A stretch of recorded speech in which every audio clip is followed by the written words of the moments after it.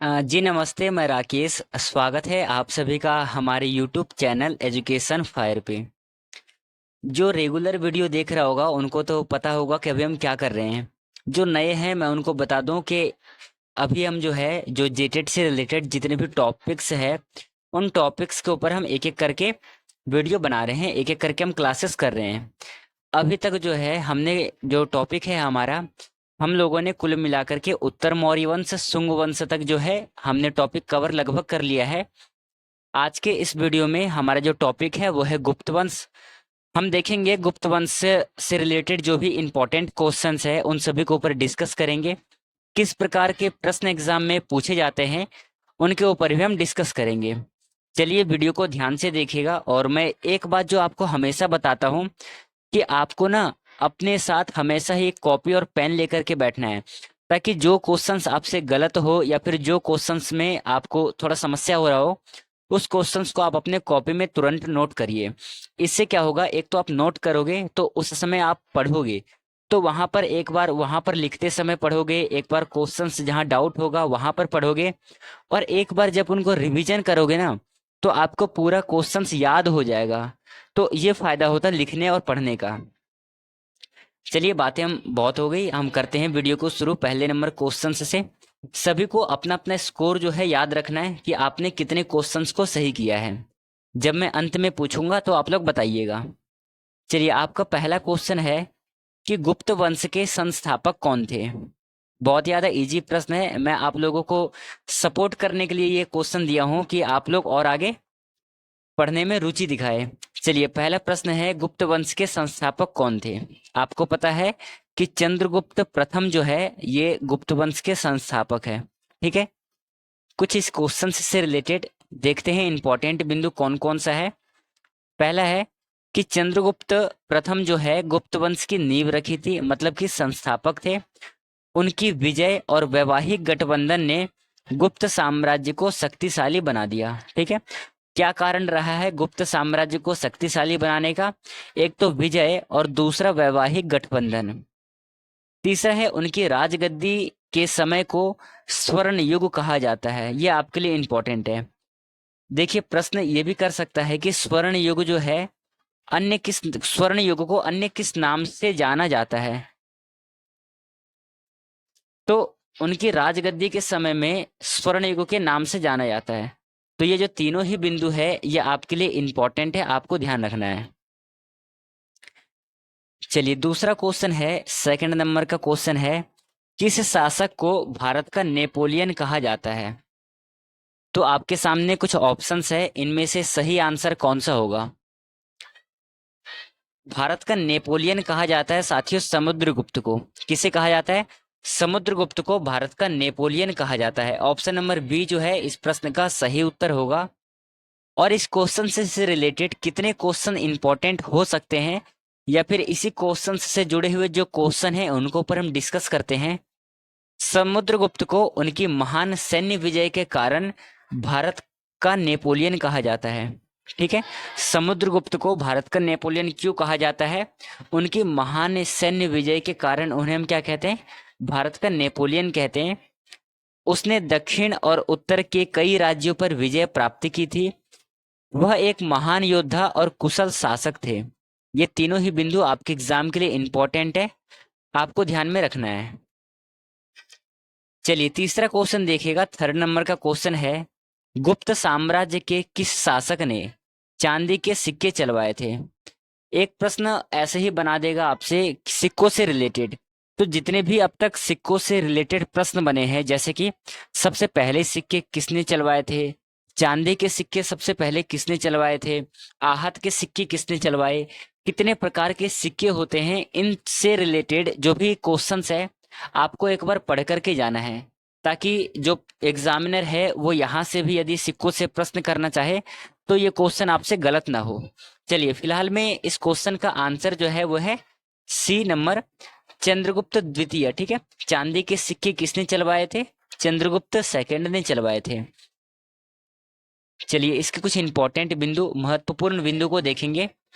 चंद्रगुप्त द्वितीय ने चांदी के सिक्के चलाए थे। उनका शासनकाल गुप्त साम्राज्य का सबसे समृद्ध समय था। वे विक्रमादित्य के नाम से प्रसिद्ध थे। ठीक है, ये नाम आपको नोट करना है कि विक्रमादित्य के नाम से प्रसिद्ध थे। कौन थे प्रसिद्ध? तो चंद्रगुप्त द्वितीय विक्रमादित्य के नाम से प्रसिद्ध थे। ठीक है, ये आपको ध्यान रखना है। चलिए, ये रहा आपके लिए बहुत ही लॉलीपॉप क्वेश्चन। चंद्रगुप्त द्वितीय का दरबारी कवि कौन था?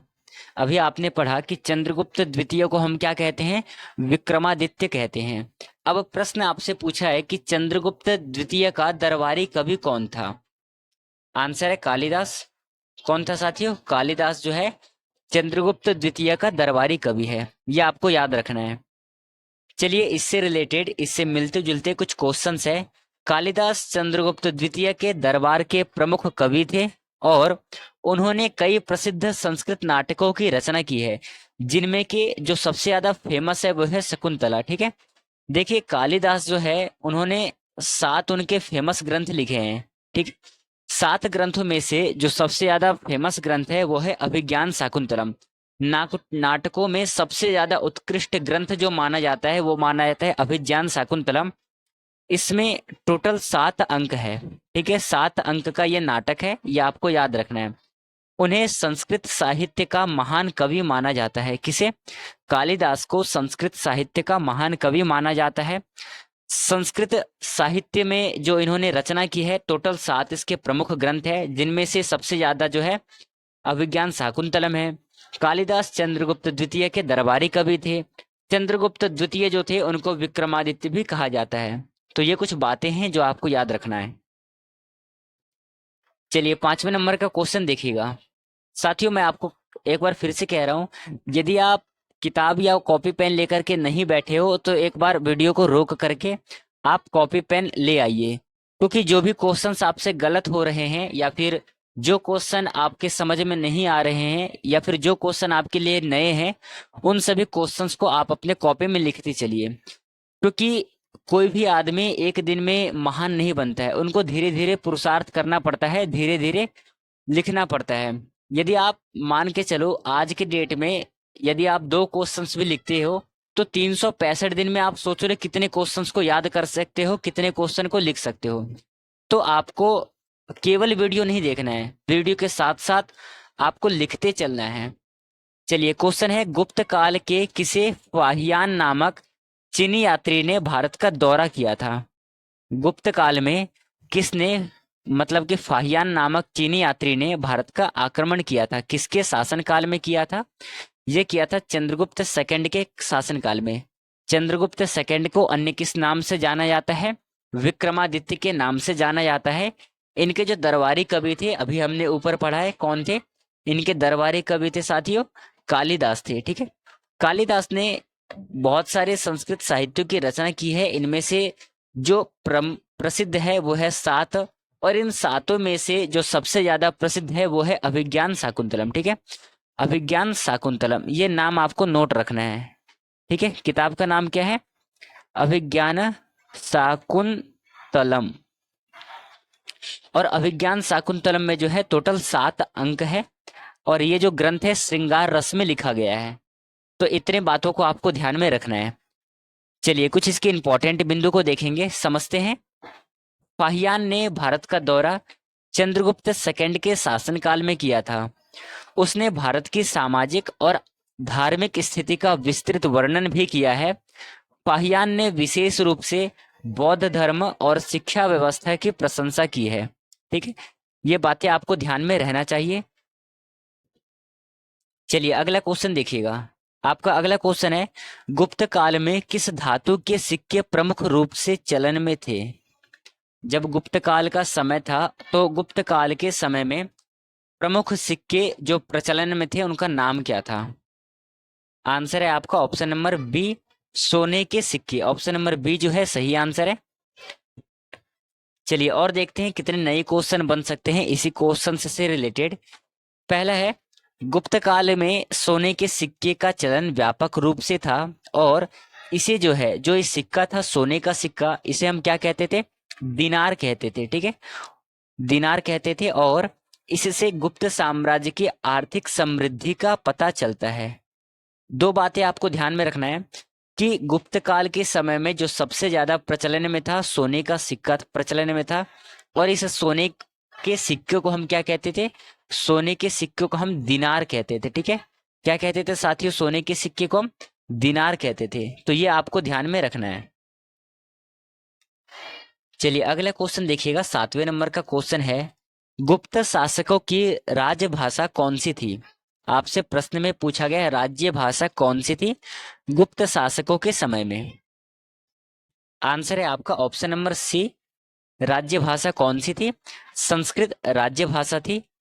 चलिए, और इस क्वेश्चन से रिलेटेड जो इंपॉर्टेंट क्वेश्चंस हो सकते हैं, एग्जाम में पूछे जा सकते हैं, उनके ऊपर हम डिस्कस करते हैं।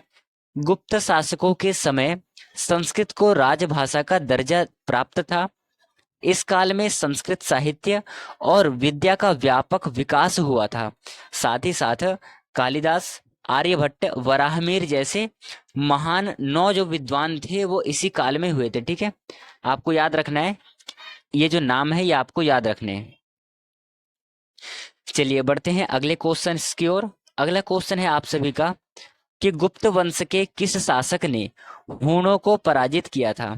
ठीक है, प्रश्न है कि गुप्त शासकों में से किस शासक ने हूणों को पराजित किया था? आंसर है आपका ऑप्शन नंबर सी, किसने पराजित किया था? तो स्कंदगुप्त ने हूणों को पराजित किया था। ऑप्शन नंबर सी जो है सही आंसर है। कुछ इसके इंपॉर्टेंट बिंदु को समझते हैं। स्कंदगुप्त ने हूणों को आक्रमण को विफल किया, जो हूण के आक्रमण थे उनको विफल किया। उनका शासनकाल सैन्य संघर्षों और आर्थिक चुनौतियों से भरा हुआ था। उन्होंने गुप्त साम्राज्य की रक्षा की, लेकिन इसके बाद साम्राज्य का पतन शुरू हो गया। ठीक है, ये आपको याद रखना है। 2 बातें और याद रखना है, जो भी वंश है उस वंश के सबसे पहले राजा कौन है और अंतिम राजा कौन हुए थे। ये 2 क्वेश्चंस भी आपको हर एक वंश की याद रहना चाहिए। आप गूगल में से या फिर कहीं से सर्च मार लेना, अब तक जितने भी वंश हुए हैं ना आपके जेटेड में, जिन टॉपिक के ऊपर वंशों से रिलेटेड है, जैसे कि शुंग वंश, कुषाण वंश, हूण वंश आदि कई ऐसे वंश है। तो आपको क्या करना है, सबसे पहले इस वंश में कौन से राजा हुए हैं और सबसे अंतिम राजा कौन से हैं, ये 2 क्वेश्चंस भी आपको देखते हुए चलना है। चलिए यहाँ पर हम 9वें नंबर क्वेश्चंस को करते हैं। 9वां क्वेश्चन है कि गुप्त काल को भारत का स्वर्ण युग क्यों कहा जाता है? सबसे पहला प्रश्न बनेगा कि स्वर्ण युग के नाम से किस काल को जाना जाता है? तो गुप्त काल को स्वर्ण युग के काल से हम जानते हैं। स्वर्ण युग के काल से हम जानते हैं।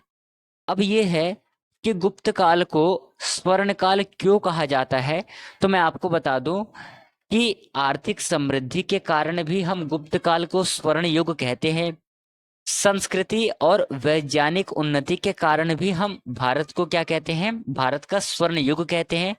और विशाल सैन्य विजय के कारण जो गुप्त काल है इसको भारत का स्वर्ण युग कहा जाता है। तो यहाँ पर जो आपका आंसर है वो होगा ऑप्शन नंबर डी, उपरोक्त सभी। ठीक है, ये तीनों ही कारण है जिसके वजह से हम गुप्त काल को भारत का स्वर्ण युग कहते हैं। चलिए और विस्तार रूप में और विशेष तरीके से समझते हैं। गुप्त काल में संस्कृति, साहित्यिक और वैज्ञानिक क्षेत्रों की उन्नति हुई थी। इस काल में भारत ने विज्ञान, खगोल शास्त्र, गणित और चिकित्सा के क्षेत्र में उल्लेखनीय प्रगति की थी और इसी के साथ में कला और स्थापत्य में भी नई ऊंचाइयों को प्राप्त किया गया था। तो ये बातें आपको याद रखना है। चलिए अगला क्वेश्चन देखिएगा। आपका अगला क्वेश्चन है, गुप्त काल में आर्यभट्ट ने किस पुस्तक की रचना की थी? आर्यभट्ट ने किस पुस्तक की रचना की थी? आंसर है आर्यभट्टियम। किसकी रचना की थी साथियों? आर्यभट्टियम की रचना की थी आर्यभट्ट ने। चलिए इससे रिलेटेड कुछ और इंपॉर्टेंट बिंदु है। आर्यभट्ट ने आर्यभट्ट की रचना की थी, अभी हमने ऊपर पढ़ लिया इसे। दूसरा है, इसमें गणित और खगोल शास्त्र के महत्वपूर्ण सिद्धांत बताए गए हैं। ये आपके लिए इंपॉर्टेंट है। देखिए आप, ये जो नॉर्मल क्वेश्चंस है वो सीटेट के एग्जाम में अब नहीं पूछे जाते हैं अधिकतर। तो आपसे प्रश्न यहाँ से पूछ सकता है, क्योंकि अधिकांशतः लोगों को ये तो पता होगा कि आर्यभट्टियम जो ग्रंथ है वो आर्यभट्ट ने लिखा है। पर ये जो आर्यभट्टियम किताब है, ये किन सिद्धांतों को बताया गया है इस किताब में, ये मैक्सिमम लोगों को पता होता है। और ये वही टॉपिक है, ये वही पॉइंट है जो आपको क्या करता है, बाकी बच्चों से आपको विशेष बनाता है। ठीक है, तो इन बिंदुओं को आपको ध्यान में रखते हुए चलना है। अगला बिंदु है, उन्होंने बताया कि पृथ्वी अपनी धुरी पर घूमती है और ग्रहों की प्रगति की गणना करती है। देखिए कितना ही सुंदर प्रश्न है। कई लोग ना, ये जो प्रश्न पूछने का तरीका है, इस प्रश्न को ही क्या बताते हैं, आउट ऑफ सिलेबस क्वेश्चंस था। क्योंकि यदि आप यहाँ पर सीधा तरीके से पढ़ोगे तो क्या है, पृथ्वी अपनी धुरी पर घूमती है और ग्रहों की गति की गणना करती है। तो ये क्वेश्चन जब आपसे सीटेड में पूछा जाएगा तो आप लोग, अधिकतर लोग कहेंगे कि ये क्वेश्चंस ना एसएसटी के नहीं है, ये ज्योतिष शास्त्र के या फिर अन्य ग्रंथों के होंगे। पर ये क्वेश्चंस देखिए कितना ही सुंदर तरीके से पूछा है। तो इन सभी बिंदुओं को आपको ध्यान में रखते हुए चलना है। समझ में आया सभी को? चलिए अगला क्वेश्चन देखिएगा, 11वें नंबर का क्वेश्चन है, गुप्त काल के प्रसिद्ध खगोल शास्त्री कौन थे? आंसर है आपका वराहमिहिर। कौन थे साथियों? वराहमिहिर गुप्त काल के प्रसिद्ध खगोल शास्त्री थे। चलिए समझते हैं हम विस्तार रूप में। वराहमिहिर जो है वो गुप्त काल के प्रमुख खगोल शास्त्री थे और उन्होंने बृहत संहिता नामक ग्रंथ की रचना की थी। ठीक है, किसकी रचना की थी? बृहत संहिता नामक ग्रंथ की रचना की थी। इससे पहले आपने पढ़ा था एक आर्यभट्ट थे जिन्होंने आर्यभट्टियम की रचना की थी। तो ये दो पुस्तकों के नाम आपको याद रखना है। और ये जो पुस्तक है ये खगोल शास्त्र के साथ साथ ज्योतिष, भूगोल और वास्तुकला के बारे में विशेष जानकारी प्राप्त करवाता है। ठीक है, विशेष वास्तुकला के बारे में जानकारी देती है। तो ये वाला तीसरा बिंदु, दूसरा बिंदु और पहला बिंदु, ये तीनों ही बिंदुओं को आपको ध्यान में रखना है। साथ ही साथ एक इस प्रकार का आपको नोट्स तैयार करना है जिससे कि आपको पेपर के समय में रिवीजन करने में आसानी हो। तो इन बातों को ध्यान में रखते हुए अपने नोट्स को निर्माण करिएगा। ठीक है, अपने नोट्स को बनाएंगे। चलिए अगला क्वेश्चन है, गुप्त शासक को विक्रमादित्य की उपाधि दी गई थी। ठीक है, कौन से ऐसे शासक थे जिनको विक्रमादित्य की उपाधि दी गई थी? हमने पढ़ा था कि जो चंद्रगुप्त सेकंड थे उनको विक्रमादित्य की उपाधि दी गई थी। और इसके जो दरबारी कवि थे वो कौन थे? कालिदास थे। और कालिदास से रिलेटेड हमने कुछ क्वेश्चंस को और किया था, जैसे कि कालिदास ने टोटल 7 ग्रंथ लिखे थे। ठीक है, 7 ग्रंथों में से जो उनका सबसे ज्यादा फेमस ग्रंथ था अभिज्ञान शाकुंतलम, जो कि क्या था, नाटक था। और ये जो नाटक है 7 अंकों में डिवाइड है। ठीक है, ये बातें आपको याद रखना है। चलिए कुछ इसके इंपॉर्टेंट बिंदु है। चंद्रगुप्त द्वितीय को विक्रमादित्य की उपाधि दी गई थी। उन्होंने सैन्य, सांस्कृतिक और आर्थिक क्षेत्रों में महान उपलब्धि हासिल की थी और उनका जो शासनकाल है गुप्त साम्राज्य का सर्वोत्तम समय माना जाता है। ठीक है, ये तीनों ही बिंदु आपके एग्जाम के लिए इंपॉर्टेंट है, आपको ध्यान रखना है। चलिए अगला क्वेश्चन देखिएगा, 13वां क्वेश्चन है कि गुप्त काल में किस प्रकार की वास्तुकला विकसित हुई थी? क्या स्तूप निर्माण का विकसित हुआ था, मंदिर निर्माण, किले का निर्माण या फिर महल निर्माण? किस वास्तुकला का विकसित हुआ था? सही आंसर इस क्वेश्चन का ऑप्शन नंबर बी, मंदिर निर्माण। ऑप्शन नंबर बी जो है राइट आंसर है। क्यों और कैसे, इसके विषय में हम इंपॉर्टेंट बिंदु में बात करेंगे, जो कि है गुप्त काल में मंदिरों की जो निर्माण शैली है वो बहुत ज्यादा विकसित हुई थी। इस काल में देवताओं की मूर्तियों और मंदिरों का निर्माण प्रमुख रूप से हो गया था। इसके साथ में सबसे प्रसिद्ध उदाहरण जो देवगढ़ का दशावतार मंदिर है। ठीक है, गुप्त काल का एक मंदिर है जिसका नाम है दशावतार मंदिर। ठीक है, ये कहाँ पर स्थित है? ये देवगढ़ में स्थित है। तो ये नाम आपको याद रखना है, अपने कॉपी में लिख लीजिएगा इसे आप। चलिए अगला क्वेश्चन है आप सभी का, गुप्त काल में कला और संस्कृति का विकास किसके संरक्षण में हुआ था? आंसर है गुप्त शासकों। ठीक है, किसके शासनकाल में हुआ था? गुप्त शासकों के शासनकाल में हुआ था।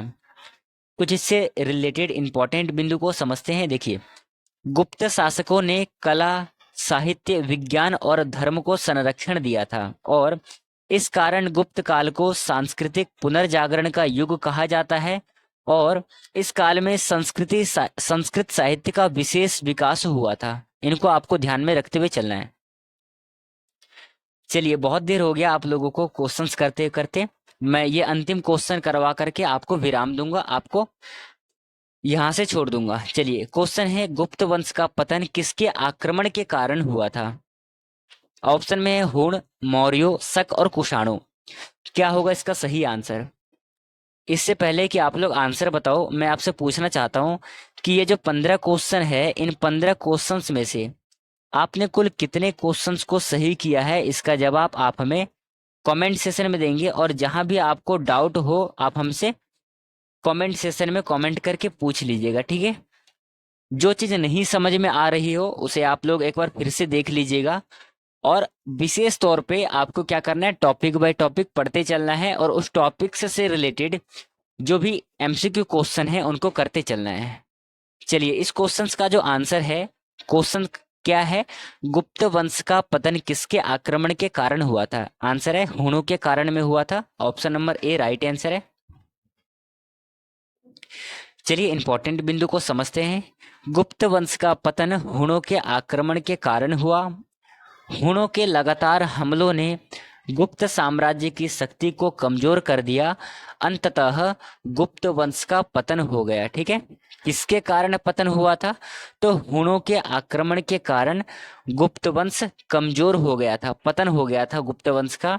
और भारत में छोटे छोटे राज्यों का उदय हुआ, गुप्त वंश का पतन हुआ, इसी के साथ भारत में छोटे छोटे राज्यों का उदय हुआ। तो ये जो बातें हैं आपको याद रखना है। हम क्वेश्चंस कम करेंगे पर समझने का प्रयास ज्यादा करेंगे, ठीक है? चलिए, आज के इस वीडियो को हम यहीं पे समाप्त करेंगे। कल का जो वीडियो है वो बहुत ज़्यादा इम्पोर्टेंट रहेगा। कल के वीडियो में हम डिस्कशन करेंगे बौद्ध धर्म एवं जैन धर्म, ठीक है? इनसे रिलेटेड जो भी इम्पोर्टेंट क्वेश्चंस बन सकते हैं, इन सभी के ऊपर हम डिस्कस करेंगे। तो आप लोगों से रिक्वेस्ट है कि आप लोग जैन धर्म और बौद्ध धर्म से रिलेटेड टॉपिक को पढ़ करके आएंगे। चलिए, वीडियो को यहीं पे समाप्त करते हैं। मिलेंगे कल के वीडियो में। धन्यवाद। जय हिंद साथियों।